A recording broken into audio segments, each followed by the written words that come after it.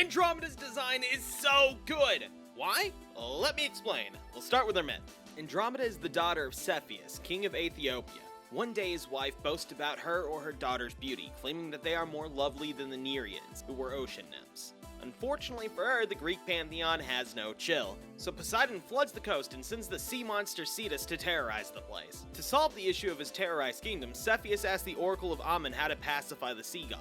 And what do you know? Sacrificing his daughter is the answer. So Andromeda is stripped naked and chained to a rock for Cetus to kill. Lucky for her, Perseus just so happened to be on his victory lap after decapitating Medusa.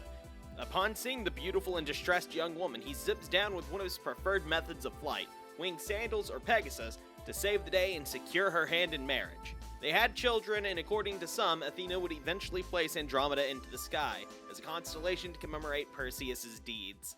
And that's it for her simple story, or at least what's relevant for today's discussion. It's a simple tale where she serves only as the reward for Perseus' heroism. Fortunately though, they use this lack of characterization to their advantage. Let's start with the simpler things. First of all, her pristine white dress and golden accessories are in line with her royal heritage. Her skin tone is right for the area, a detail famously known for being ignored, and her revealing outfit falls in line with the myth well enough. Although knowing the internet, I'm sure there are more accurate versions of the design already. Now, let's address the elephant in the room, those weird winged mouth things floating around her. Each one of these has ethereal chains pouring out of them, chaining Andromeda to what lies beyond. And while we can't fully see what lies in those gaps, the starry sky can be made out inside of them. While the design of these things may seem odd, they serve to give her an identifiable silhouette while acting as visual representations of her story, which starts with her chained to a rock, and it ends with her chained to the sky as a constellation. And before we move on to the next design, I have to point out that the only chains that are a different color are the ones in the foreground, which are gold instead of that mystical blue. They connect to the shackles on her wrist, and the final detail cementing her seemingly restrained state. The thing that I want to appreciate here is that by giving them a different color, they managed to not only add more visual variety to the design, but also keep it from being cluttered, entirely reserving the blue chains for the back of the picture. This is the perfect summation of her story as a design. And her first ascension is the perfect modernization of that design. She changes from her dress to a casual outfit. She's dressed for the beach now, wearing trendier and relaxed clothing that highlights her attractiveness. Even further to that end, this ascension has her top, making her breasts look perkier. This design is a lot more grounded, and to emphasize that, her hair is now black instead of the pale blonde it was before, which, as we'll see with the second ascension, can be seen as a step further away from the divine.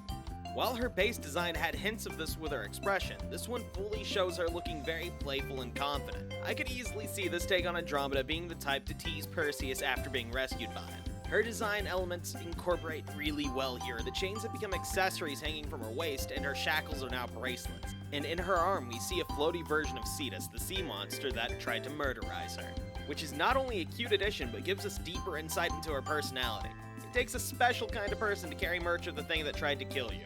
Another important detail is the water floating around her, as a representation of her being restrained by the Nereids. Her connection to them as a servant is supported by her third skill, titled Nereids, Chain of the Divine Oracle. It's also possible that in Fate's mythos, the chains, and the water itself in this case, are the Nereids themselves. So if the base design was an amazing adaptation, and her second was a fantastic modernization of that design, then the third is where they went all out on Fate's eccentricities. Did anyone ask for the mech pilot look? No? Well, we're keeping it anyway, because it holds up to the high bar set by her other ascensions. Her design returns to having a predominantly white color scheme, and her hair is now a bright blonde with a green glow at the ends to better fit in with the green tech around her. Speaking of which, those wing-like things floating around her and the chains and shackle binding her have all taken on a sci-fi twist. Now the things holding her have become star-shaped discs that we'll see in use during her noble phantasm. Same for the shackles and chains, which generally heighten the vibe of this design. Blue has also been added to her outfit here, which when paired with the star symbology of the disc and the starry halo surrounding her show us that this design is all about her connections to space. Even on the blue section of her boots, you can see patterns that look like constellations on them. And it'd be a crime to ignore the fact that the thing crowning her head looks like triangle shades, which is very cool, very great reference to mecha stuff. And on the opposite end, we see her standing on top of one of those openings we saw earlier, which when we switch to the zoomed out version of this art, we see is the blowhole of a whale-like mech. This is the legendary Cetus, now conforming to the Nasuverse style of Greek myth. In other words, it's all robots and sci-fi. And other than it keeping to the general theming and colors of Andromeda, I don't have too much to say about Cetus himself, other than its design may be inspired by Moby Dick to some extent, since the novel references him. And before we look at the final ascension, we need to discuss the noble phantasm. The front four wing-like things surrounding her, which we now know bind her to Cetus, transform into the star disk we see in the second ascension, while the back two make wings with the pattern of the starry sky on them. They expand to reveal to us the final connection Andromeda has left to explore, her shared namesake with the Andromeda Galaxy. There isn't much more to it, but it's still cool. More importantly, we see Cetus rise from the water and we recontextualize Andromeda's chains.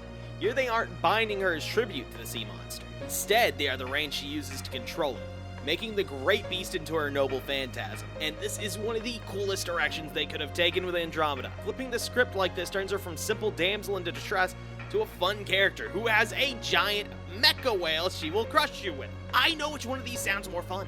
And as for the final Ascension art, it's just a close-up of the second Ascension design and doesn't really serve to do more than put her in a cute pose, which is entirely fine. The expression is a lot of fun, and the outstretched hand is nice, and yeah, she has a ton of sex appeal. Perseus has great taste. Her design in every Ascension takes her in a fun, interesting direction, all of which tie back to her myth in fun ways. She might have one of my favorite designs in the franchise to date, and I know in my heart, I'm gonna be broken 2 years from now. Thanks for listening to my insane ramblings. If this does well, I'd like to make these every time a new servant is released. I suppose time will tell. See you next time, and have a happy Valentine's Day.